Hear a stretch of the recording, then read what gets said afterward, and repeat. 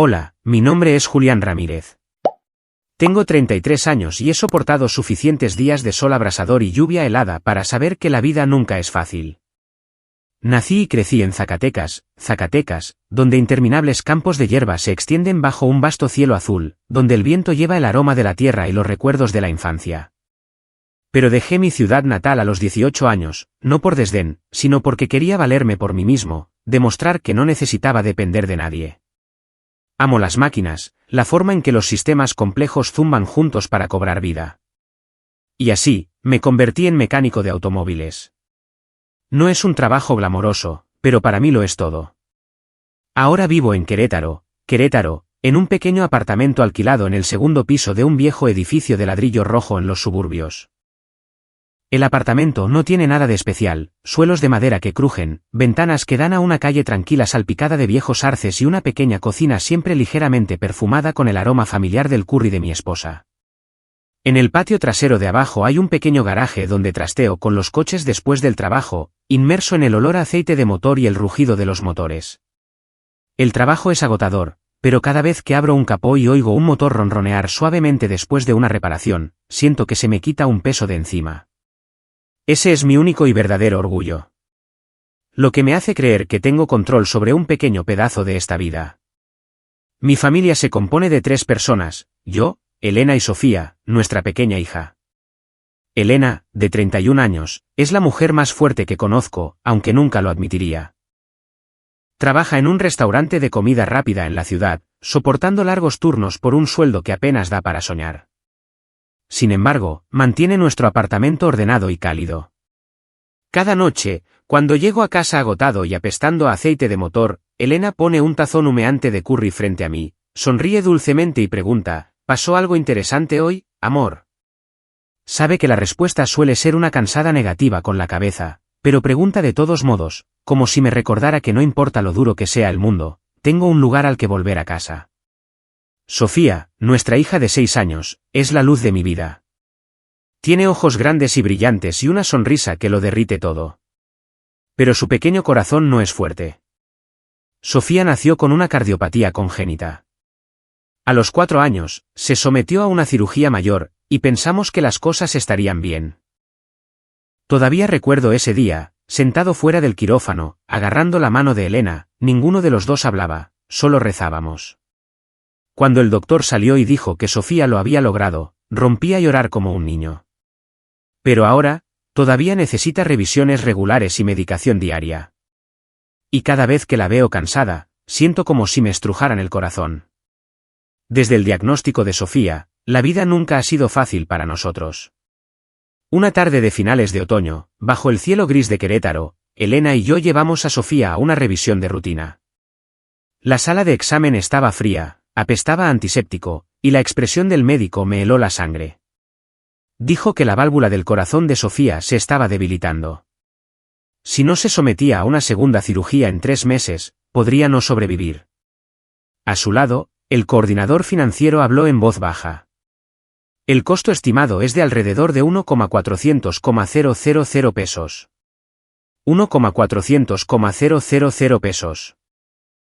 La cifra me golpeó como un cuchillo en el pecho. Elena se sentó a mi lado, su mano agarrando la de Sofía con tanta fuerza que se puso pálida. Intenté mantener la voz firme, haciendo algunas preguntas al médico, pero mi mente estaba en blanco. 1,400,000 pesos, una suma que nunca habíamos visto en nuestras vidas. En el camino a casa, el coche estaba silencioso como una tumba. Sofía dormitaba en el asiento trasero mientras Elena miraba por la ventana, con los ojos rojos. Le tomé la mano y le dije, encontraremos una manera. ¿Te lo prometo? Pero por dentro, sabía que esa promesa era tan frágil como la niebla de la mañana. El peso me oprimía los hombros y, por primera vez, me sentí pequeño, impotente ante el destino. Esa noche no pude dormir. Me senté en el garaje, mirando las herramientas que yacían en silencio bajo la luz fluorescente. El viento silbaba por las grietas de la puerta, trayendo el frío cortante del invierno que se acercaba. Pensé en Sofía, en su sonrisa, en la forma en que me llamaba papá cuando entraba por la puerta. Pensé en Elena, en la noche que se quedó despierta hasta tarde remendando mi ropa, en la forma en que siempre intentaba ser fuerte por los dos. Y pensé en el 1,400,000 de pesos, un muro imponente que se interponía entre nosotros y el futuro. Comencé a buscar todas las formas posibles de ganar dinero. Acepté un trabajo nocturno en otro taller de reparación de automóviles a unas 10 millas de casa. De día, trabajaba en mi garaje familiar, sudando bajo las luces fluorescentes, con las manos manchadas de aceite de motor. De noche, conducía mi vieja camioneta hasta el nuevo taller, donde el olor a gasolina y el sonido de los compresores de aire se mezclaban con la fría oscuridad. El trabajo allí era más duro, principalmente arreglando camiones grandes, pero la paga era ligeramente mejor. Me dije a mí mismo que si me esforzaba un poco más, tendría una oportunidad. Los primeros días, tuve suficiente fuerza para aguantar. Pero pronto, mi cuerpo comenzó a protestar. Mis manos callosas, agrietadas y sangrantes por manejar una llave inglesa día y noche, me dolían con cada giro de un tornillo. Sentía que mis articulaciones podían deshacerse. Mis ojos ardían por la falta de sueño y mi espalda palpitaba como si una roca la estuviera aplastando. Pero no me detuve. Cada peso que ganaba se sentía como una gota de medicina para el frágil corazón de Sofía. Me decía a mí mismo, solo un turno más, un día más, y estaré más cerca de ese dinero. Mientras me volcaba en el trabajo, Elena se distanciaba cada vez más. Ya no era la mujer que sonreía y me ponía un tazón de curry delante cada noche. Empezó a perder el sueño, sus ojos sombreados por ojeras, su pelo enredado por descuidarse. A menudo la encontraba sentada en silencio en la cocina bajo la tenue luz amarilla, mirando una pila de facturas sobre la mesa. Eran como cuchillos afilados que cortaban nuestra esperanza. «Julián, ¿qué vamos a hacer?», preguntaba, con la voz temblorosa. Pero todo lo que podía hacer era tomar su mano y decir, encontraré una manera.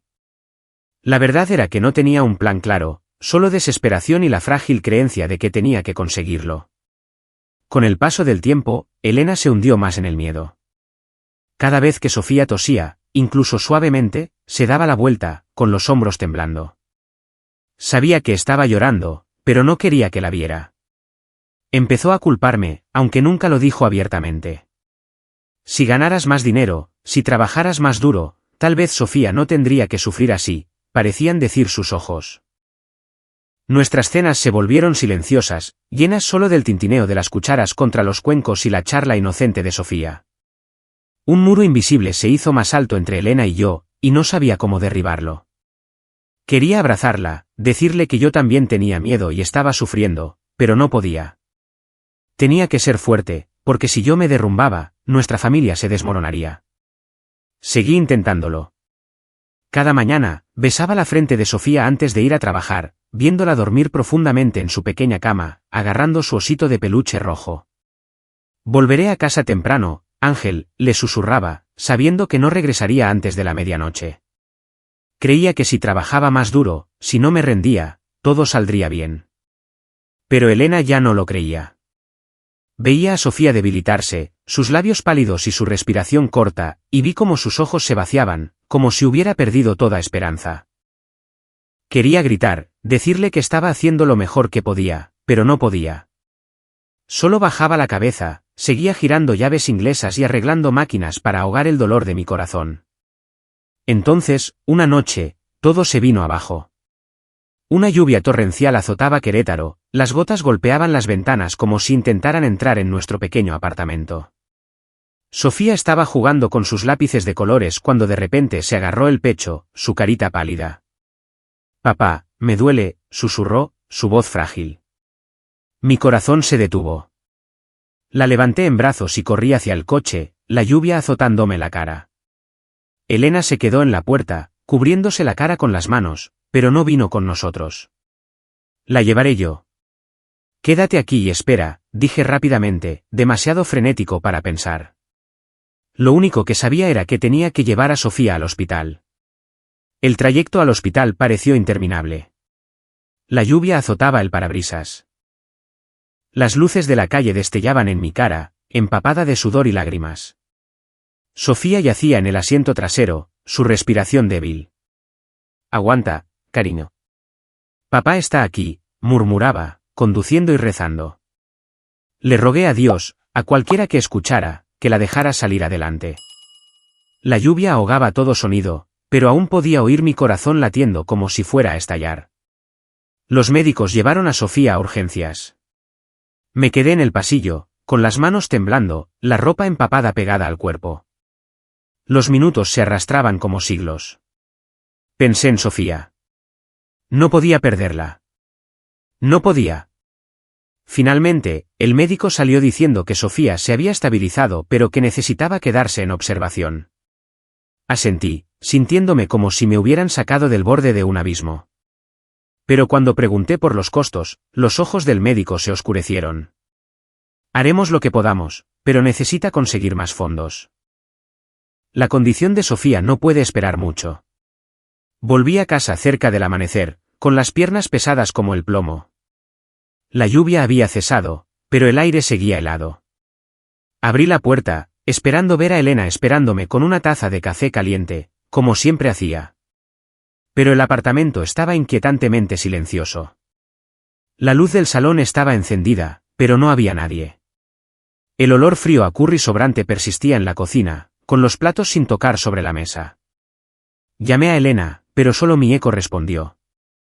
Entonces lo vi, una breve carta sobre la mesa, con la letra temblorosa de Elena. Julián, lo siento.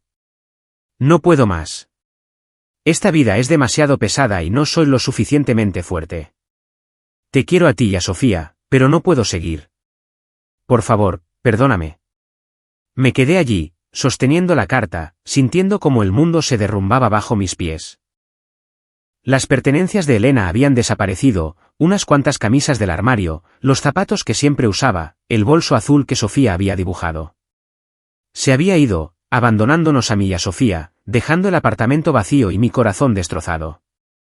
Me hundí en una silla, sin llorar, sin estar enfadado, solo un profundo y hueco vacío, como si una parte de mí se hubiera desvanecido con ella. Me culpé a mí mismo. Si yo fuera mejor, si ganara más, tal vez Elena no se habría ido. Pero no tenía tiempo para revolcarme en el dolor. Sofía todavía estaba en el hospital, y yo tenía que ser fuerte por ella. Volví al hospital y me senté junto a la cama de Sofía. Se despertó, sus grandes ojos redondos mirándome. ¿Dónde está mamá, papá?, preguntó, su voz débil pero esperanzada. Forcé una sonrisa, aunque mi corazón se estaba rompiendo. Mamá está en un viaje muy lejos, cariño. Está intentando ganar dinero para ayudarte. La mentira me ahogaba, pero no podía dejar que Sofía supiera la verdad. Ella asintió, confiando en mí por completo, y luego tomó mi mano, sus pequeños y fríos dedos de alguna manera cálidos. A partir de ese día, me convertí en padre y madre para Sofía. Me tomé un tiempo libre en el trabajo para cuidarla. Cada vez que sonreía, me daba fuerzas. Pero sabía que esta batalla apenas comenzaba. Tenía que llevarlo todo solo, la responsabilidad, el amor y el dolor. Pero por muy fuerte que intentara ser, no podía librarme de la sombra del 1,400,000 de pesos. Esa suma se cernía como un monstruo invisible, gruñendo en cada sueño, en cada aliento que tomaba. Me había matado a trabajar, con las manos sangrando, la espalda dolorida. Pero el dinero que ganaba era como una gota de agua en un desierto. Cada vez que miraba a Sofía, sus ojos brillantes cada vez más cansados, sentía que el tiempo se me escapaba demasiado rápido. Necesitaba una salida, un milagro. Y sabía que no podía seguir solo. Después de 2 semanas de lucha, decidí hacer algo que había jurado que nunca haría, volver a Monterrey y enfrentarme a mis padres. Nunca pensé que tendría que suplicarles, no después de todo lo que había pasado. Pero por Sofía, estaba dispuesto a tragarme mi orgullo y confrontar el pasado. Hice arreglos para que Sofía se quedara en el hospital al cuidado de las enfermeras, le besé la frente y le dije, papá se va de viaje corto, Ángel. Pórtate bien, ¿vale? Sofía asintió, agarrando su osito de peluche rojo, su débil sonrisa me apretó el corazón. El viaje de Querétaro a Monterrey me pareció más largo de lo que recordaba. Mi vieja camioneta traqueteaba con cada aceleración, como si estuviera tan cansada como yo. El paisaje, campos áridos y montañas lejanas y neblinosas removió recuerdos de la infancia, pero ninguno de ellos era agradable. Crecí en una familia rica pero fría. Mis padres, Horacio y Marta Ramírez, eran dueños de Autopartes Ramírez, una empresa de distribución de piezas de automóviles de larga tradición en Nuevo León. Vivían para el beneficio y el prestigio, y en su mundo, yo siempre fui el hijo de sobra. Mi hermano menor, Javier, era su orgullo, el hijo con futuro, destinado a heredar el imperio familiar. Yo, Julián, era el testarudo, más interesado en las máquinas que en los números. Y por eso, fui considerado un fracaso. A los 18 años, me fui de Zacatecas, cortando todos los lazos con mi familia. Quería demostrar que podía salir adelante por mi cuenta, sin su lástima ni sus mordaces comparaciones. Pero ahora, sentado en la camioneta, agarrando el volante, me sentía más pequeño que nunca. No estaba allí para reconciliarme o buscar el perdón. Estaba allí por Sofía, la única razón por la que podía soportar enfrentarme al pasado. La casa de mis padres en Monterrey era tal como la recordaba, reluciente bajo el sol de invierno, una mansión blanca con altas ventanas, un jardín perfectamente cuidado y una brillante verja de hierro. Aparqué, respiré hondo e intenté calmar el temblor de mi pecho. Al entrar, vi a Javier en la entrada, riendo con mis padres junto a un Mercedes nuevo. Mi padre, Horacio, le dio una palmada en el hombro a Javier, su voz rebosante de orgullo. Este coche impresionará a tus socios. Bien hecho, Javier. Miré el coche. Al menos 3,000,000 de pesos, más del doble de lo que necesitaba para salvar a Sofía. Mi corazón se dolió, pero me mantuve en silencio y me acerqué. Horacio me miró, sus ojos parpadearon con sorpresa antes de volverse fríos. Marta, mi madre, asintió secamente, con los labios apretados. Javier parecía incómodo, evitando mi mirada. Julián, dijo mi padre, con voz seca. ¿Qué haces aquí? Sin saludos, sin abrazos. Me quedé allí, sintiéndome como un extraño en la casa donde crecí. Respiré hondo y fui al grano. Sofía, mi hija, está muy enferma. Necesita una cirugía de corazón, y cuesta 1,400,000 pesos. No tengo suficiente. Estoy aquí para pediros ayuda. Intenté mantener la voz firme, pero cada palabra se sentía como una puñalada a mi orgullo. Les hablé de Sofía, de su dolor y de cómo me había matado a trabajar, pero aún así no era suficiente. Esperaba, aunque fuera un poco, que sintieran algo por su nieta. Pero Horacio se limitó a mirarme, sus ojos impasibles. 1,400,000 pesos, dijo, con un tono como si estuviera calculando márgenes de beneficio. Es mucho dinero, Julián. ¿Y para qué? ¿Una cirugía que podría no funcionar? No invierto en cosas que no dan resultados. Sus palabras me golpearon como una bofetada. Marta negó con la cabeza, añadiendo, Julián, te criamos durante suficiente tiempo. Tienes que ocuparte de tu propia vida ahora. Javier se quedó allí en silencio, mirando sus zapatos pulidos. Me quedé helado, con las manos apretadas en puños. Quería gritar, preguntarles cómo podían darle la espalda a su nieta moribunda, pero no pude. Mi orgullo ya estaba hecho pedazos, pero me negué a que me vieran débil.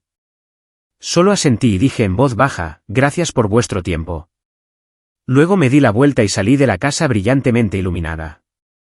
Empezó a llover, gotas frías empapando mi chaqueta, mezclándose con el dolor ardiente de mi pecho. En el camino de vuelta a Querétaro, no lloré. Agarré el volante, tratando de no desmoronarme. El rechazo de mi familia no fue solo una negativa, fue un recordatorio de que nunca había habido un vínculo real entre nosotros. Pensé en Sofía, en su sonrisa, y me dije que no importaba quién me diera la espalda, yo no me rendiría. Cuando llegué al hospital, estaba oscuro. Sofía dormía, su pálido rostro iluminado por el tenue resplandor de la habitación del hospital. Me senté junto a su cama, sosteniendo su mano, sintiendo el débil calor de sus pequeños dedos. El médico entró, revisó algunos monitores y dijo en voz baja, está estable por ahora, pero necesitamos continuar con el tratamiento. Me miró como si quisiera decir más, pero luego se fue en silencio. Minutos después, entró una mujer con uniforme azul. Llevaba una carpeta, su voz era suave pero distante. Señor Ramírez, lo siento, pero no podemos continuar con el tratamiento si no se pagan las facturas pendientes. Necesitará conseguir más fondos si quiere que Sofía se quede aquí. Sus palabras fueron el golpe final. Miré a Sofía, luego por la ventana, donde la lluvia seguía cayendo sin tregua. Todas las puertas de la esperanza se habían cerrado, y supe que estaba verdaderamente solo. En los días siguientes, me sumergí en una carrera desesperada. Mis padres me habían dado la espalda. Elena se había ido. Y yo me había quedado solo conmigo mismo. Empecé a llamar a todas las puertas, amigos, colegas, incluso gente a la que había ayudado en el pasado. Fui a ver a Chui al garaje, el único amigo que siempre se preocupaba por mí con genuina inquietud. Chui, necesito pedirte dinero prestado, dije, mi voz ahogada por la vergüenza. ¿Cualquier cosa que puedas darme? Sofía necesita una cirugía. Chui me miró, con los ojos llenos de pesar. Julián, solo tengo unos cuantos miles de pesos. Sabes que yo también estoy atrasado con la renta. Me puso unos billetes arrugados en la mano, pero su expresión lo decía todo. Quería ayudar, pero no podía. Seguí contactando a otros, el dueño de la tienda de comestibles donde Elena solía comprar, el vecino que nos traía galletas, incluso el jefe gruñón del turno de noche en el taller. Pero las respuestas siempre eran las mismas: lo siento mucho, Julián, o peor, evitaban mi mirada, murmurando disculpas vagas. No los culpaba. Todo el mundo tiene sus propias luchas, y 1,400,000 pesos no es algo que la gente pueda prestar fácilmente. Empecé a vender todo lo de valor. Mi vieja camioneta, mi fiel compañera a través de innumerables noches de lluvia, se vendió por 60,000 pesos, una gota en el océano comparado con la deuda del hospital. Vendí mi anillo de bodas, el último vestigio de días más felices con Elena. El dueño de la casa de empeños me miró con lástima, dándome 10,000 pesos. Vendí la vieja televisión, la ruidosa nevera, cualquier cosa en el apartamento que pudiera convertirse en dinero. Pero todo sumaba muy poco. El 1,400,000 de pesos se cernía como una montaña insuperable, y yo era solo un escalador con las manos ensangrentadas, sin llegar nunca a la cima. El hospital comenzó a reducir los cuidados de Sofía. Su habitación privada fue cambiada por una compartida, llena del zumbido de las máquinas y los gemidos de otros pacientes. Las enfermeras venían con menos frecuencia, y sus medicamentos se redujeron para recortar gastos. Me sentaba junto a su cama, viendo gotear el suero, sintiendo como el tiempo se me escapaba entre los dedos. Ella todavía intentaba sonreír, todavía me tomaba de la mano, pero sus labios pálidos y su respiración superficial me destrozaban el corazón. «Papá, ¿cuándo puedo ir a casa?», preguntó Sofía, su voz clara pero frágil. Forcé una sonrisa, mis ojos picaban. «Pronto, mi ángel», respondí, pero por dentro sabía que estaba mintiendo. Volví al trabajo, ahorrando cada centavo de mi mísero salario. Mi cuerpo se estaba desmoronando, ojos hundidos por el agotamiento, momentos de mareo que me obligaban a parar a un lado de la carretera, pero no podía descansar. Comía sándwiches baratos, bebía café frío para mantenerme alerta y seguía girando llaves inglesas, arreglando motores como si el trabajo fuera lo único que me mantenía en pie. Pero cada vez que volvía al hospital, Sofía estaba un poco más débil. Hablaba menos, dibujaba menos, y a veces simplemente se quedaba allí mirando por la ventana con ojos distantes. Una mañana de principios de invierno, el médico me llamó a una habitación privada. Evitó mi mirada, su voz era baja. La condición de Sofía está empeorando. Queremos continuar con el tratamiento, pero necesita hablar con el departamento financiero. Hizo una pausa y luego añadió en voz baja: «Lo siento, Ramírez». Al salir al pasillo, un miembro del personal del hospital me esperaba. Sostenía una carpeta, hablando en voz baja, casi con miedo de romperme. «Señor Ramírez, si no puede saldar el saldo pendiente, el hospital tendrá que suspender el tratamiento». Me quedé helado, el mundo se derrumbaba bajo mis pies. Supliqué, con la voz quebrada. «Por favor, deme más tiempo. Encontraré la manera». Pero ella solo inclinó la cabeza, susurrando: «Lo siento. Solo seguimos la política». Al día siguiente, me informaron que Sofía sería trasladada a cuidados domiciliarios. Sabía que era una forma educada de decir que se estaban rindiendo con ella. La saqué del hospital en brazos, sosteniéndola con fuerza como si soltarla la hiciera desaparecer. La lluvia de Querétaro era helada, las gotas me picaban en la cara, mezclándose con mis lágrimas. Sofía esbozó una débil sonrisa y susurró, la lluvia suena como si cantara, ¿verdad, papá? Asentí, ahogando un sollozo. Sí, cariño. Como si cantara. De vuelta en el apartamento, acosté a Sofía en el viejo sofá donde solía sentarse a dibujar coches rojos. La envolví en mantas, tratando de mantenerla caliente. Pero sabía que era impotente. No tenía medicinas, ni equipo médico, nada más que amor y oraciones desesperadas. Me senté a su lado, sosteniendo su mano, contándole las historias que le encantaban, sobre viajes lejanos que le prometí que haríamos cuando mejorara. Pero cada palabra se sentía como un cuchillo que me clavaba en mi propio corazón. 2 semanas después, en una mañana helada, Sofía falleció. Yacía en mis brazos en ese viejo sofá, su respiración se debilitaba hasta que se detuvo. La abracé con fuerza, sintiendo como su pequeño cuerpo se enfriaba en mis brazos. Afuera, la lluvia caía sin cesar, fría e implacable, como los últimos latidos de mi corazón. No lloré en voz alta. Simplemente me quedé sentado en silencio, mirando el rostro de Sofía mientras se deslizaba hacia un sueño eterno. Parecía en paz, como si finalmente estuviera libre de dolor. Pero yo, sentí que había muerto con ella. No sé cuánto tiempo estuve sentado allí. Horas, tal vez un día entero. La lluvia ahogaba todo sonido, pero en mi mente, la risa de Sofía resonaba clara y distante. Cogí el dibujo que estaba a su lado, mis dedos temblorosos trazando los colores borrosos. Lo siento, cariño, susurré, mi voz se quebró. Lo intenté, pero no fui lo suficientemente bueno. Los días siguientes fueron como vivir siendo un fantasma. El pequeño apartamento se sentía más frío que nunca, como si el calor de Sofía se hubiera llevado el alma de este lugar con ella. No encendía las luces ni cocinaba, simplemente me sentaba en silencio en el viejo sofá donde había fallecido. Cada rincón de la casa estaba lleno de recuerdos, su osito de peluche rojo yaciendo solo en una esquina, sus dibujos pegados en la nevera, su risa resonando débilmente en mi mente. Pero ella se había ido, y sentí que ya no era yo mismo. Organicé el funeral de Sofía, aunque cada paso se sentía como caminar sobre espinas. No tenía dinero para nada grandioso, pero quería que la despidieran como es debido. En la funeraria, elegí un pequeño ataúd de roble, simple pero cálido. Pedí una inscripción, Sofía Ramírez, la pequeña luz de papá.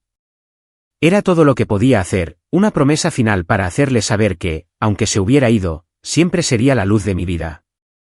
Llamé a mis padres, mi voz temblaba mientras les informaba de la muerte de Sofía.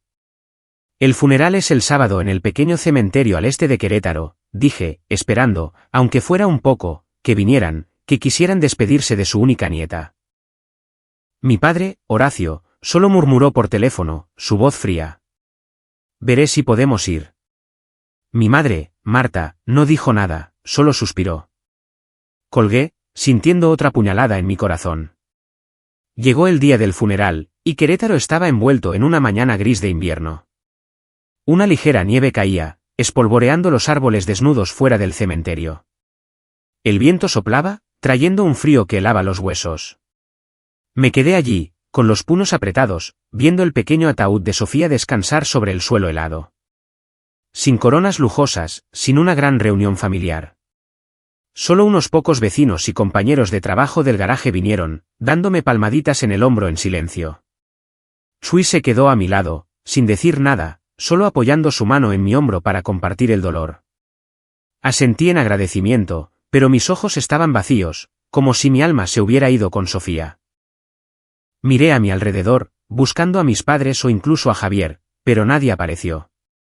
Los había llamado de nuevo antes del funeral para asegurarme de que lo sabían. Intentaremos, pero no cuentes con ello, había dicho mi madre, su voz plana, como si la muerte de Sofía no mereciera su preocupación. No pregunté más, simplemente colgué, sintiéndome abofeteado una vez más. Pero no esperaba que el siguiente golpe doliera aún más.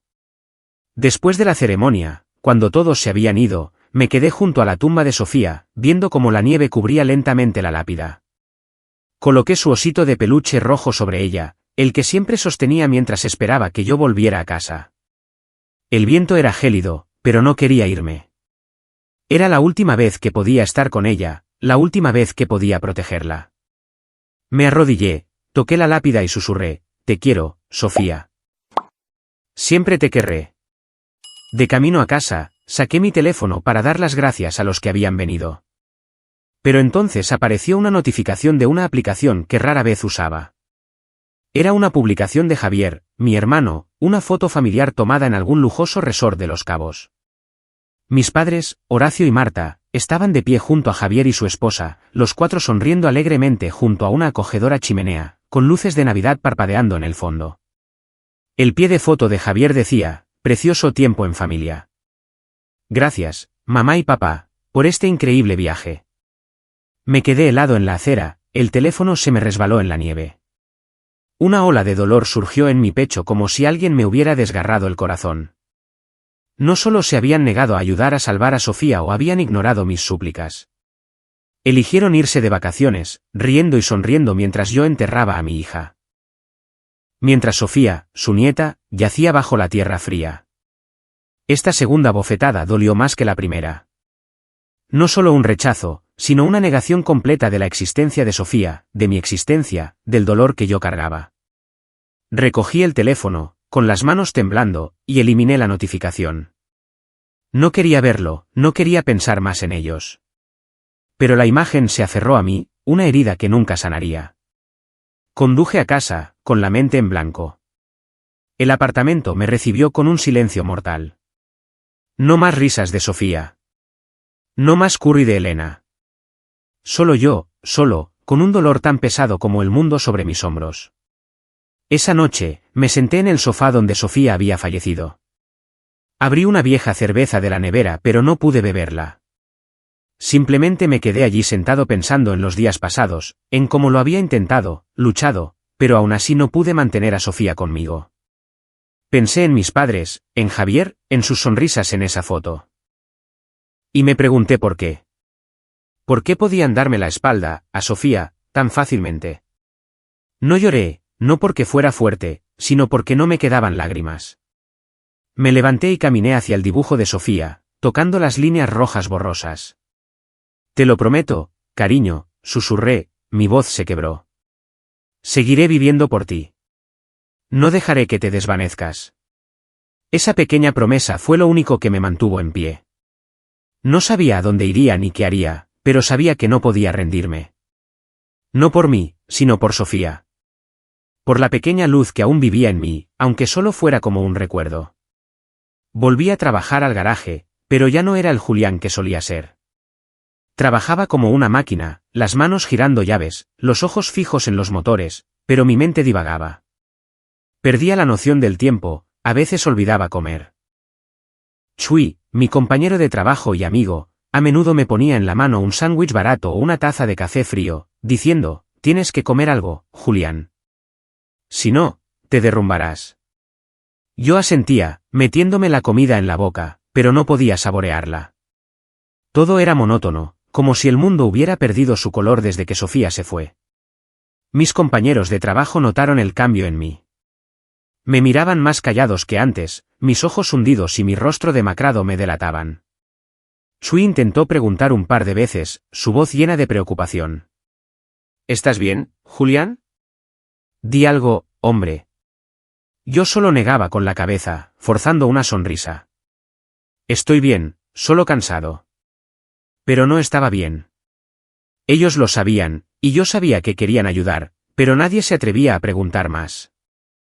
Quizás veían el dolor en mis ojos, un dolor que no podía ocultar, por mucho que lo intentara. Por las noches, cuando las luces del garaje se atenuaban, me sentaba solo en el pequeño garaje del patio trasero. El espacio vacío donde antes aparcaba mi camioneta era ahora solo un trozo de hormigón manchado de aceite. Me sentaba allí mirando la oscuridad, recordando las noches de lluvia cuando llevaba a Sofía al coche, conduciendo y rezando para que sobreviviera. El débil olor a gasolina persistía en el aire, mezclándose con el frío cortante del invierno. Me preguntaba si hubiera sido más rápido, más fuerte. ¿Estaría Sofía todavía aquí? Pero no llegaba ninguna respuesta. Solo el viento frío silbando por las grietas de la puerta, como recordándome que todo había terminado. A veces encendía la vieja radio del garaje, la que Sofía solía tocar cuando era pequeña. A través de su altavoz crepitante, su voz cobraba vida, cantando una melodía infantil, distorsionada pero clara. «Escúchame cantar, papi», había piado una vez, riéndose mientras yo fingía aplaudir. Ahora, esa canción era la única prueba de que ella había existido, de que había sido mi pequeña luz. Me sentaba en silencio, dejando que el sonido llenara el frío vacío, como si apagar la radio hiciera desaparecer a Sofía para siempre. Pensé en irme de Querétaro, empezar de nuevo en un lugar donde no hubiera recuerdos de Sofía, de Elena, de aquellos días dolorosos. Imaginé empezar de nuevo en un estado extraño donde nadie supiera quién era. Pero cada vez que empezaba a hacer las maletas, me detenía. Cada calle de Querétaro, cada restaurante, cada gasolinera por la que había pasado guardaba rastros de Sofía. El local de comida rápida donde trabajaba Elena, la esquina donde a Sofía le encantaba señalar los coches rojos, el hospital donde supliqué por su vida. Todo era parte de ella. Si me iba, temía que su recuerdo se desvaneciera como la nieve derritiéndose al sol. Y no podía soportarlo. Mis finanzas se estaban agotando. Después del funeral, había vendido casi todo en el apartamento, la vieja mesa de la cocina, el sillón que Elena amaba, incluso la cama que solíamos compartir. Pero el dinero solo cubría el alquiler y algunas facturas médicas pendientes. Tuve que reducir los turnos de noche en el otro taller porque mi cuerpo ya no aguantaba más. Algunas noches tosía incontrolablemente, el pecho me dolía por el frío y el agotamiento. Bebía café para mantenerme alerta, pero a veces me temblaban tanto las manos que no podía sostener una llave inglesa. Sabía que me estaba desmoronando. Pero aún así, me levantaba cada mañana, cogía mi bolsa de herramientas y salía. El trabajo era lo único que me impedía derrumbarme, la única forma de evitar enfrentarme al vacío interior. Cada mañana antes del trabajo, me paraba frente al dibujo de Sofía pegado en la pared. Ponía mi mano sobre él, sintiendo el papel áspero bajo mis dedos callosos. «Todavía estoy aquí, cariño», susurraba. «Seguiré viviendo por los dos».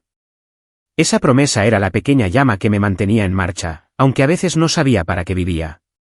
Pasaron los días y viví como una sombra, atrapado en un ciclo de trabajo y noches solitarias. Una vez, me sacó a tomar una cerveza, tratando de hacerme hablar. «Julián, no puedes seguir así», dijo, con voz baja. «Sofía no querría verte de esta manera». Lo miré, queriendo decir que no conocía otra forma, que Sofía era la única razón por la que había vivido. Pero solo asentí, di un sorbo a la cerveza y volví a mi frío apartamento. Querétaro entró en la primavera, pero el frío del invierno todavía se aferraba al aire. Una tarde lúgubre, una ligera lluvia caía, cubriendo el garaje con un fino y húmedo brillo. Estaba afuera, con mi chaqueta de trabajo empapada de sudor y aceite de motor, agarrando una llave inglesa mientras luchaba con el motor de un viejo camión que rugía como si fuera a explotar. El constante golpeteo de la lluvia se mezclaba con el clangor del metal, creando un sonido monótono, como el ritmo de mi vida ahora, repetitivo, sin propósito. De repente, un agudo chirrido de frenos cortó el aire. Los neumáticos patinaron en la carretera mojada, y levanté la vista para ver un elegante Porsche negro que se detenía bruscamente junto al bordillo. Un humo blanco salía del capó, llevando el olor a creametal quemado. Dejé la llave, me limpié las manos en la chaqueta y me apresuré a acercarme. Una joven salió del asiento del conductor, elegante pero nerviosa. Llevaba un largo abrigo de lana, ahora húmedo por la lluvia, y sus tacones altos estaban cubiertos de barro rojo. Forcejeó con el capó, sus manos temblaban, claramente insegura de qué hacer. «Déjeme ayudarla», dije, mi voz baja pero lo suficientemente clara para que me oyera. Ella levantó la vista, sus ojos sorprendidos, pero luego asintió y se hizo a un lado. «No se preocupe, lo revisaré», la tranquilicé. En cuestión de minutos, encontré el problema, un fallo grave en el sistema de frenos con las pastillas casi desgastadas por completo. Si hubiera conducido unos kilómetros más, el coche podría haber perdido el control por completo. Negué con la cabeza, pensando en la suerte que tuvo de detenerse a tiempo. La guié para que metiera el coche en el garaje marcha atrás y luego busqué en el almacén un juego de pastillas de freno viejas que me quedaban. No eran de la mejor calidad, pero mantendrían el coche seguro hasta que pudiera llevarlo a un centro de servicio adecuado. Trabajé rápidamente, mis manos cambiando las piezas con destreza, revisando el aceite y los neumáticos. Cuando terminé, me limpié las manos y me puse de pie. Ya está listo, le dije, pero llévelo a un especialista de Porsche tan pronto como pueda. Me miró, todavía un poco alterada. Gracias, dijo, su voz suave pero sincera. ¿Cuánto le debo? Negué con la cabeza, esbozando una leve sonrisa. Nada.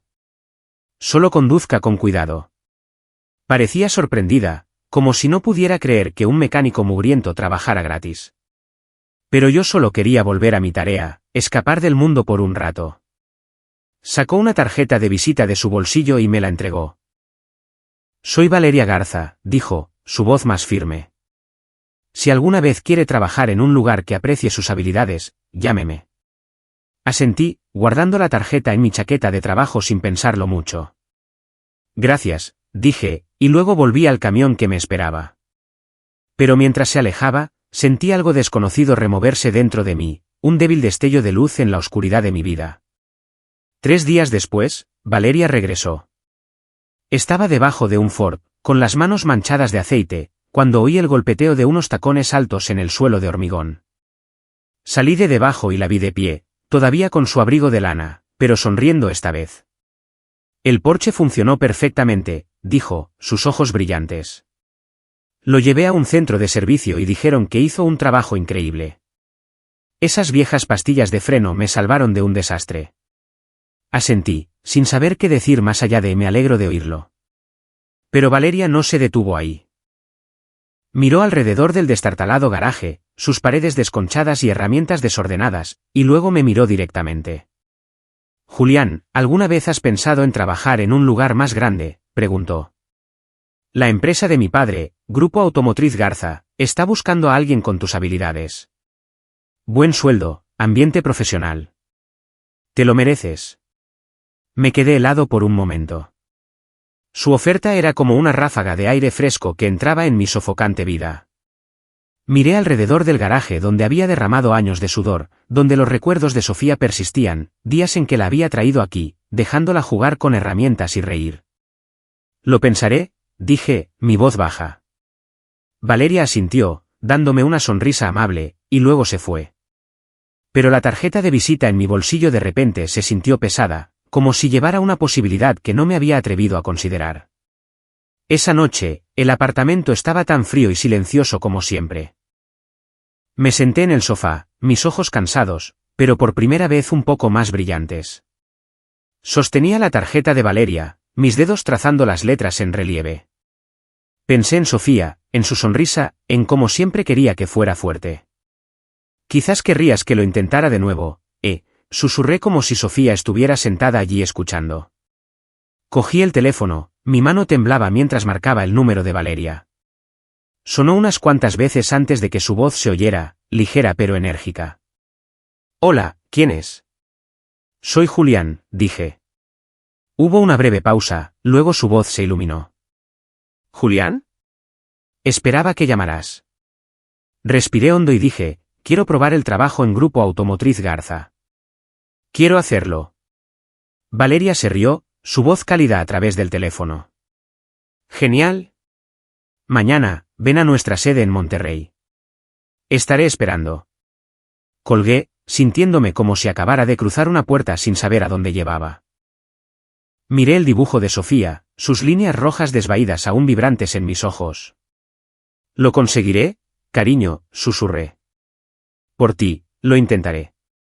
Al día siguiente, conduje hasta Monterrey, mi corazón pesado pero entrelazado con una chispa de esperanza. La sede de Grupo Automotriz Garza se encontraba en las afueras de la ciudad, un edificio elegante y moderno con relucientes ventanas de cristal y un gran logotipo grabado en la puerta. Valeria me recibió en el vestíbulo, su sonrisa confiada intacta. Bienvenido, Julián, dijo, llevándome a una espaciosa oficina. Me presentó al director técnico, un hombre de mediana edad con ojos agudos. Muéstranos lo que puedes hacer, dijo.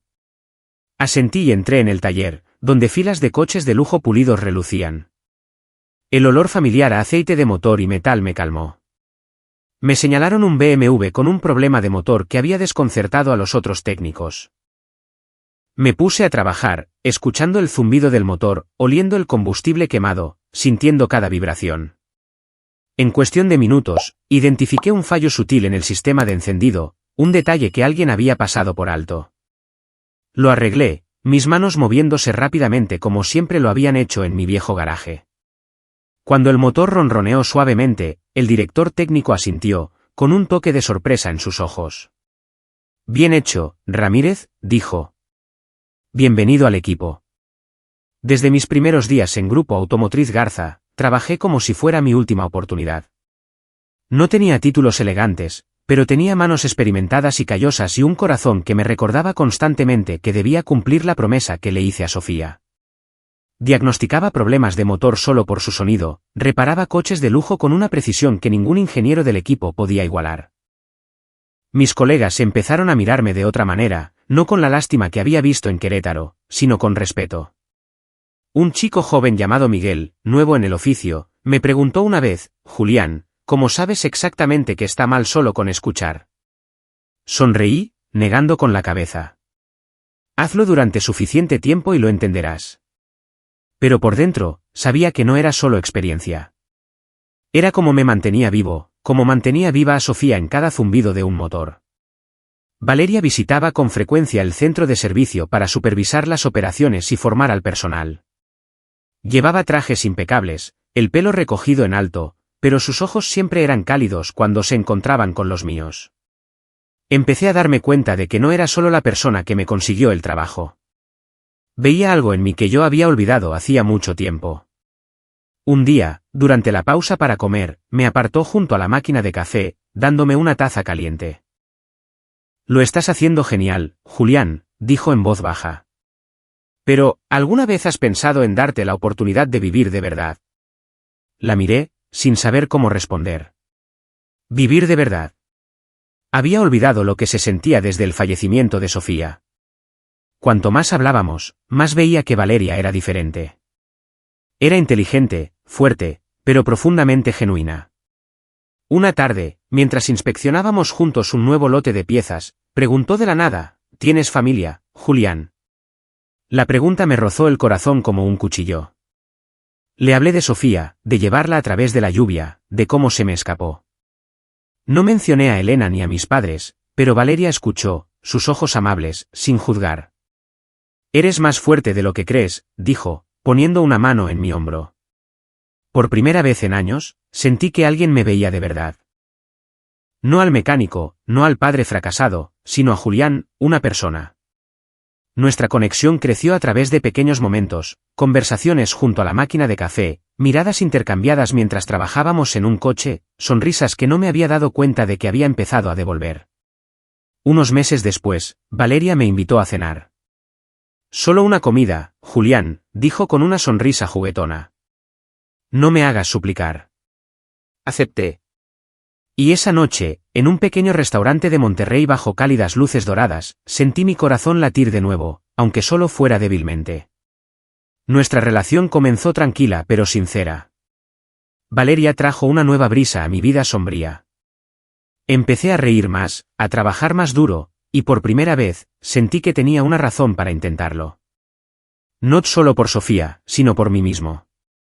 Mis colegas notaron el cambio. Miguel bromeó, Julián, te ves animado estos días. ¿Tienes un secreto? Yo solo sonreí, negando con la cabeza. Pero por dentro, sabía que Valeria era la luz que no esperaba encontrar. Pero la felicidad nunca llega sin desafíos. Un día, Valeria me llamó a la oficina principal de Grupo Automotriz Garza. Mi padre quiere conocerte, dijo, su voz teñida de tensión. Ricardo Garza, el padre de Valeria y presidente de la empresa, era un hombre poderoso con ojos afilados como cuchillos. Había oído hablar de él, pragmático, intransigente, pero justo. Me preparé, sabiendo que probablemente se había enterado de nuestra relación. En la oficina de Ricardo, se sentó detrás de un gran escritorio, midiéndome de pies a cabeza. Valeria estaba cerca, tratando de mantener la calma, pero vi que apretaba las manos. Julián Ramírez, dijo Ricardo, su voz profunda y cortante. Hice que te investigaran. Tus circunstancias no han sido fáciles.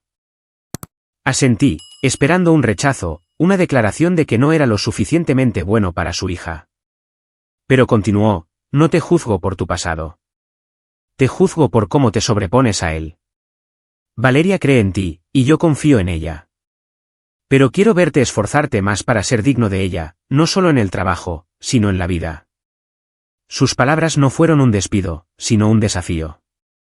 Valeria me miró, sus ojos brillaban como si supiera que no la decepcionaría. Asentí y dije, lo demostraré con mis acciones, señor.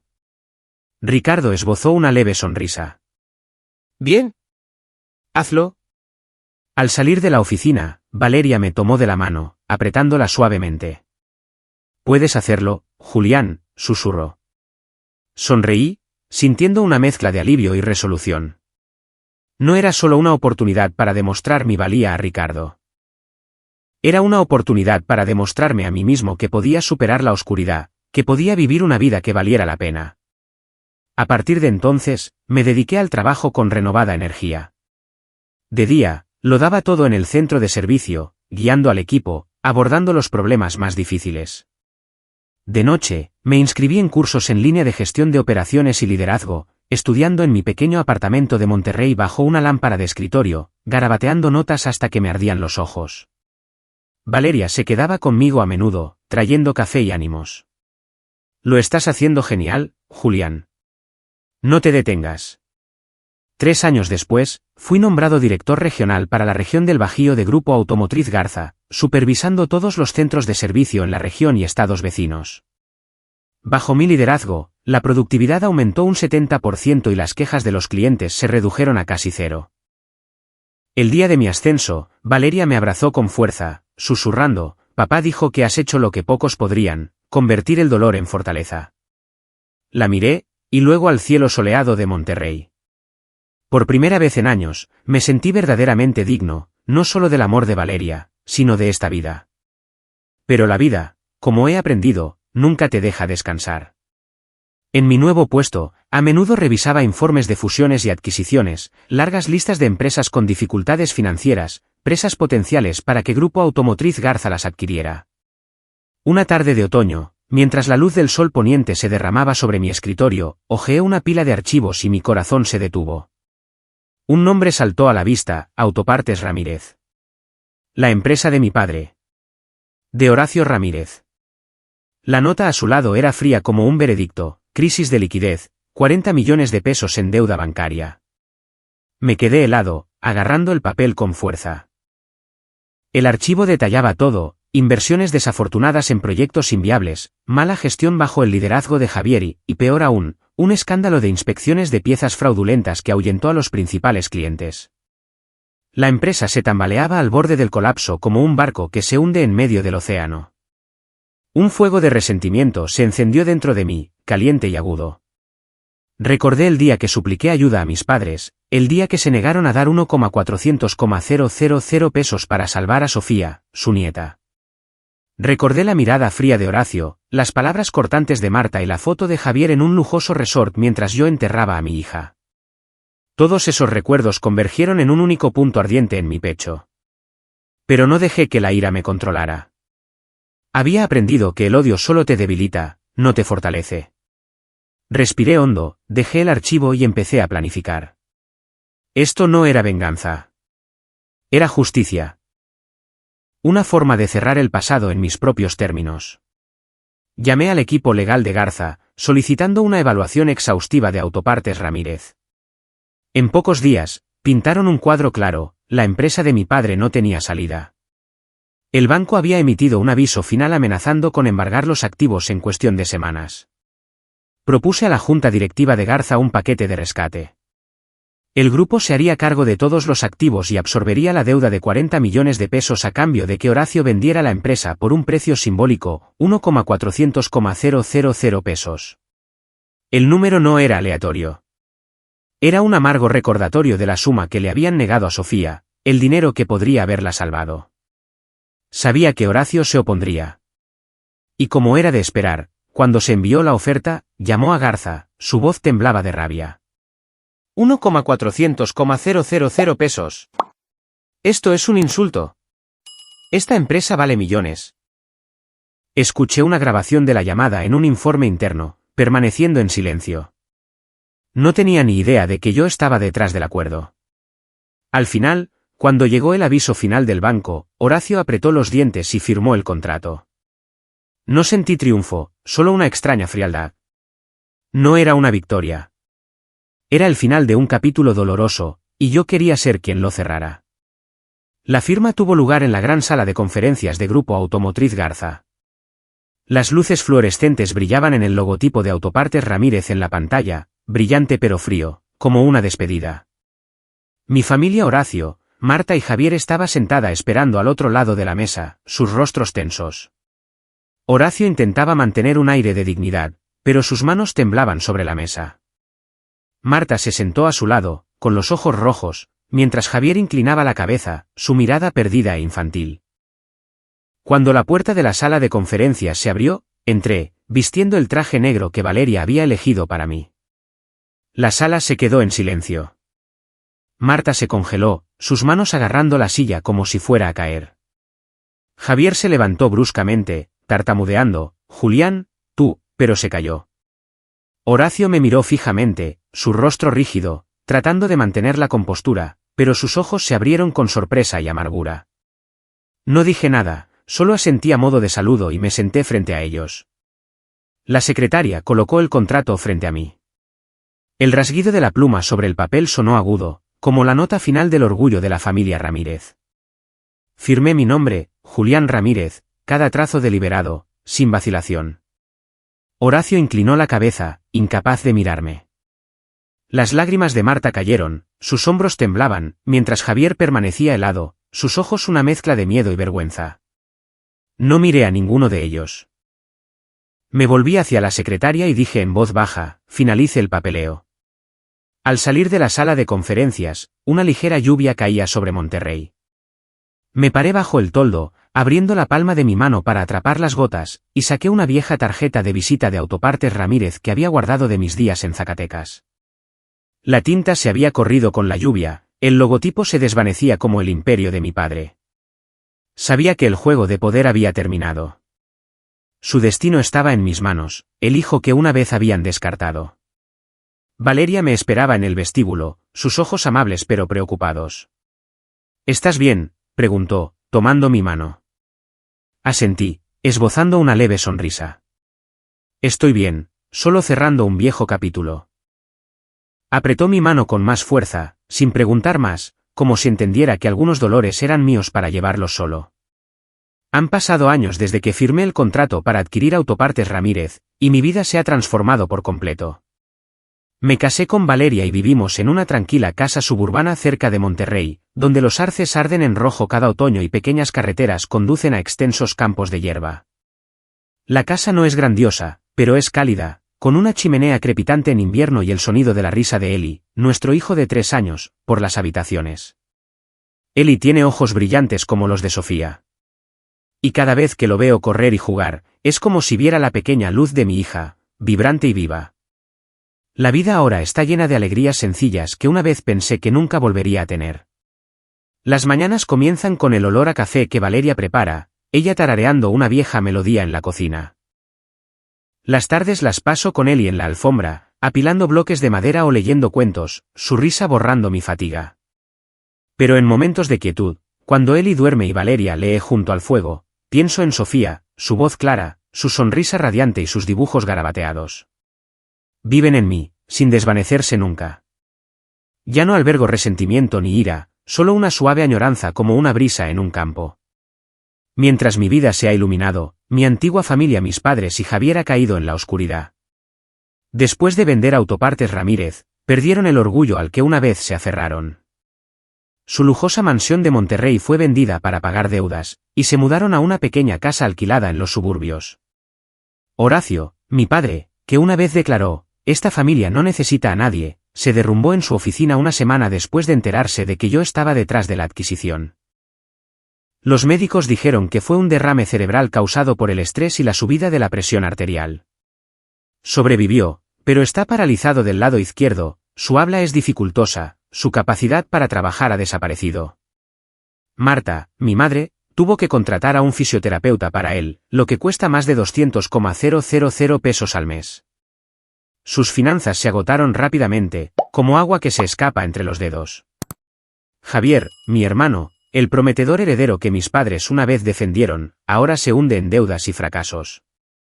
Él, que nunca se preocupó por el dinero, hace trabajos esporádicos en una tienda de repuestos de automóviles para sobrevivir. Su esposa, harta de su pobreza, se fue con su hijo pequeño, dejándolo en un alquiler abarrotado con nuestros padres enfermos. Una tarde de otoño, mientras las hojas rojas de los arces cubrían nuestro patio y yo jugaba con Eli afuera, Valeria entró, su voz suave. Julián, alguien ha venido a verte. Levanté la vista y vi a mi madre en la puerta, frágil y canosa, su pelo más blanco de lo que recordaba. Parecía envejecida, sus ojos rojos, sus manos temblorosas aferraban un viejo bolso. Me levanté, le dije a Eli que entrara con su mamá, y salí para enfrentarla. Julián, dijo, con la voz ahogada. Lo siento. Sé que nos equivocamos. Terriblemente. Tu padre está muy enfermo. No nos queda nada. Por favor, Julián, ayúdanos. Solo 1,000,000 de pesos para su tratamiento. La miré, a la mujer que me dio la espalda cuando supliqué por la vida de Sofía. Sus ojos ahora solo contenían agotamiento y arrepentimiento, pero no sentí ira, solo una fría quietud. Entré y recuperé el pequeño diario que había llevado durante los años de cuidado de Sofía.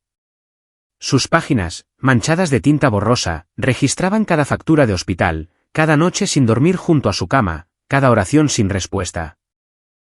Se lo entregué y le dije en voz baja, ya le he dado a papá el regalo más valioso, entender el dolor que otros han soportado. Marta tomó el diario, lo abrió, y sus lágrimas cayeron, emborronando las palabras. Leyó en silencio, sus hombros temblaban como si cada palabra fuera un cuchillo. Me quedé allí mirando pero no dije nada más. Cuando levantó la vista, sus ojos suplicando algo, solo negué con la cabeza. Vete a casa, mamá, dije. No puedo ayudar. Después de eso, corté silenciosamente todos los lazos con mi antigua familia. Ya no guardaba odio ni buscaba venganza. El pasado los había castigado de la manera más cruel, obligándolos a vivir con la tardía comprensión de lo que habían hecho. Elegí seguir adelante, no para demostrarles nada, sino para vivir por mí mismo, por Valeria, por Eli y por Sofía.